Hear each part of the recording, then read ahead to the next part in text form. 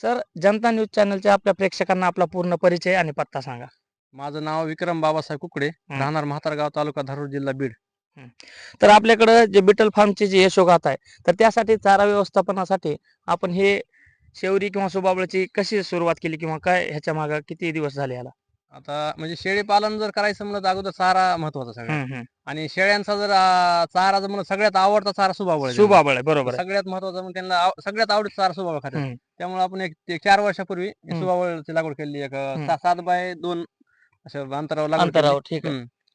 तर ते एवढ्या आवडीनं खातात हम्म. की त्यांना मग आपण बघू शकतात की पूर्ण मोठ्या प्रमाणात या ठिकाणी सुबाबळी कट करून आलेले आहेत. हा चारा आहे. वर्षातून कितीदा कट होते? एक 3 वेळेस होती 3 वर्षातून. वेळेस. आणि 5-5 फुटाचं अंतर आहे का याच्यामध्ये? नाही 7 फूट आहे दोन्ही लाईन मधला. दोन्ही मध्ये दोन्ही ओळीतला 7 फूट आहे. हा. आणि रनिंग 2-2 फूट असं Running 2-2.5 फूट. बर. हम्म. पूर्ण कट करतात हे वर्षातून 3 वेळेस? एक 4 फुटावरून कट करायची, हा. नंतर अजून फुटते लगेच ती. बरोबर आहे. हम्म. आणि काही जण म्हणतात की याच्या खाल्ल्यामुळे काय त्यांना आजार वगैरे होतो का काय नाही? आजार नाही, उलट निरोगी राहतात ते. निरोगी हा. राहतात.